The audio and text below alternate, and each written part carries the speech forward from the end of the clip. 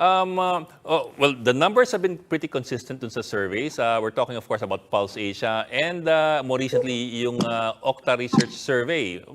The margins are more or less the same. The numbers of the top two contenders are more or less the same. Is it too early to ask you for your assessment?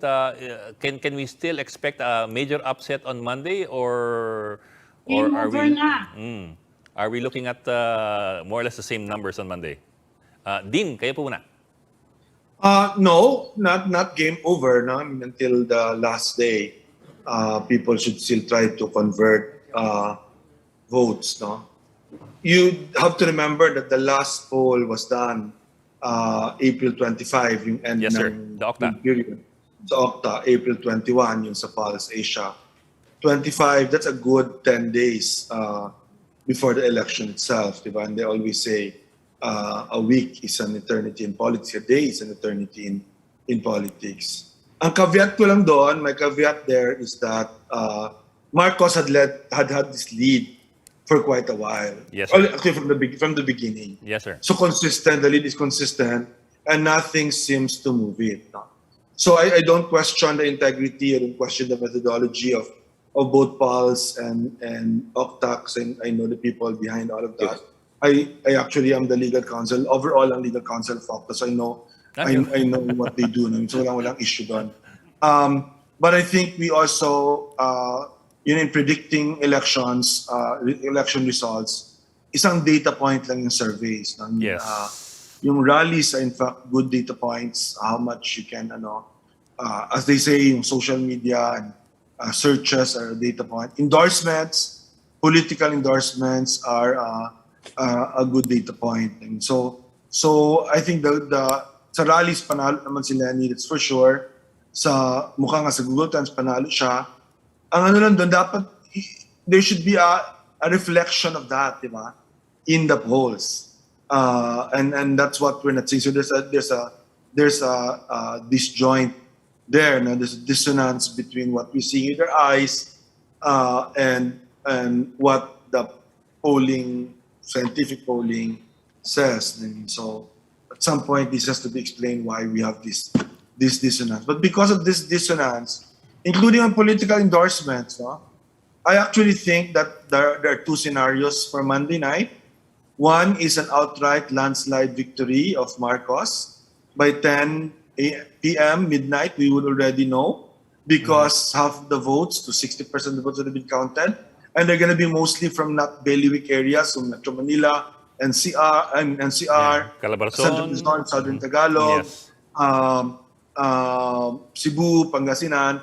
If Marcos is leading by huge numbers in those areas, that kind of validates the surveys, diba? And you can expect that even with Bicol and West Visayas coming for Robredo, he will not be able to catch up.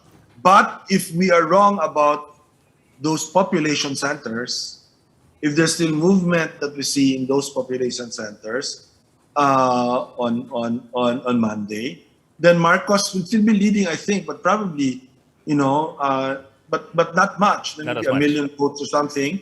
The bailiwicks will come in, and there will be quite a lot of hope for Robredo, being myself from Mindanao, talking to people there, because many of the politicians have moved to Robredo Duterte, what they call Rosa. No? Yeah.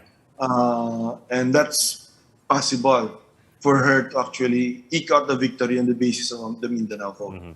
Totoo naman po na a week is virtually an eternity in politics, pero Professor Naval, di ba, within that week, if you would want to see a huge difference in numbers, you would also expect to have at the very least something significant, some politically significant development to affect that change in the numbers. Are we seeing that, or is there anything on the horizon? We're facing the last 2 full days before we cast our ballots. I agree with Dean Viña that surveys are just one. It's one of the factors. It's an indicator, but it's being one of the indicators. It's not the sole barometer at the same time. So I would imagine with 2 more days, and tomorrow would be the last before we supposedly pause and close shop. We'll see. But the point I'd like to drive home is regarding surveys. Surveys the surveys would mirror the preferences at a particular point in time Yes, sir. of how successful also the campaign of each of the candidates have fared.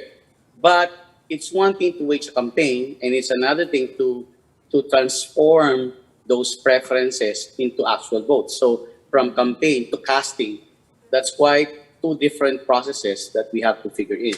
Also, the campaign would be as far as supporting, marketing, and coming out with statements and positions. Come May 9, when they're casting ballots, the campaigns, we will find out who really waged a better campaign. Right away having their parties. Ngayon, what makes this unique is we have a multiple number of particularly presidential and vice presidential candidates. Pero even nung mag-file sila, parang not so important yung party.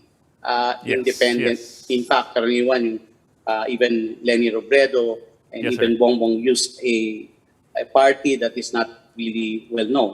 However, nung tumakbo na, so it's like seeing horses in a race, humahabol na yung wagon pagkatapos tumakbo ng kabayo. The wagon could well represent the machinery. And on Monday, not only do we rely on actively representing the will of the people,